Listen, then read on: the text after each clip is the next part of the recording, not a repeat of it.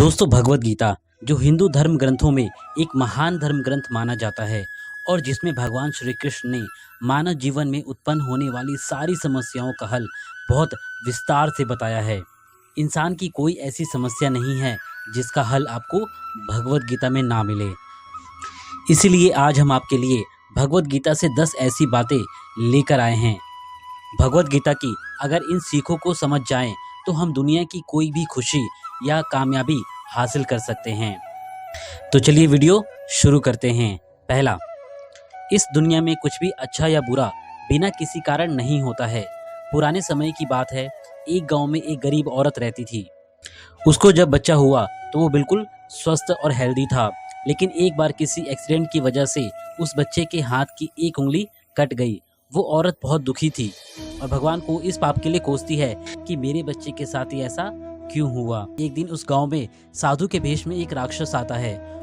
वो अपनी शक्तियां बढ़ाने के लिए बच्चों की बलि चढ़ाता था। उसने इस औरत के बच्चे को भी किडनैप कर लिया।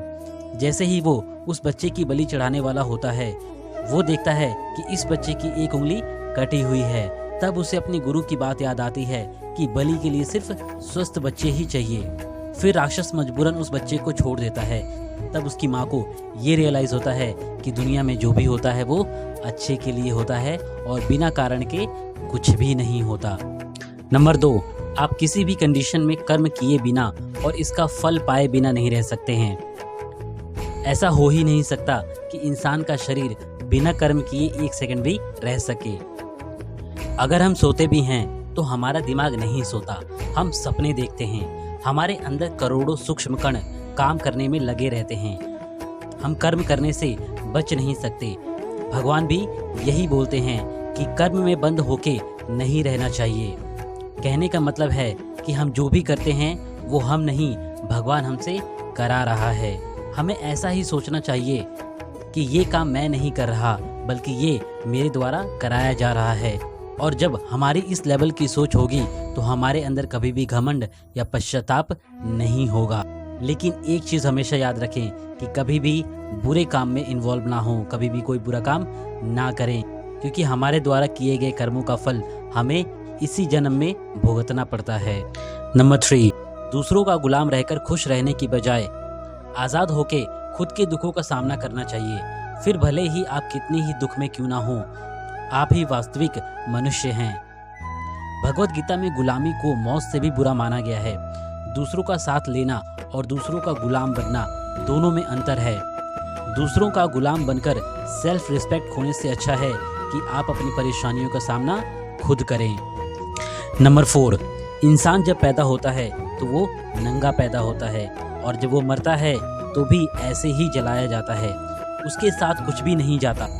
जिंदगी में जो कुछ भी आपको मिला है वो आपसे पहले किसी और का था और आपके जाने के बाद भी वो किसी और का ही होगा।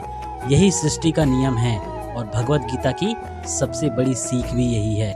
नंबर 5, आप अपनी जिंदगी में जो कुछ भी हो अपनी सोच की वजह से हो। अगर कोई स्पोर्ट्स पर्सन गोल्ड मेडल लेके आता है तो उसके पीछे उसकी मजबूत थिंकिंग होती है और उसके लक्ष्य को पाने के लिए।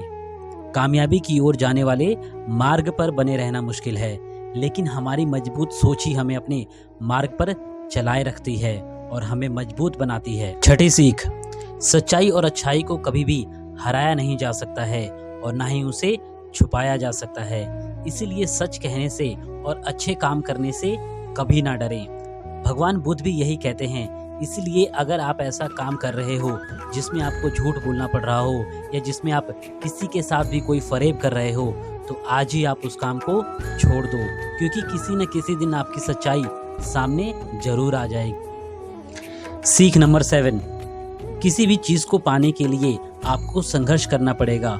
अगर आप संघर्ष नहीं करना चाहते, इस बात का दुख नहीं होना चाहिए कि आपको वो सब कुछ नहीं मिला जो आप हासिल करना चाहते थे। अगर आप कुछ हासिल करना चाहते हो तो आपको संघर्ष करना ही पड़ेगा, नहीं तो आपको दुखों को झेलने की आदत डालनी पड़ेगी।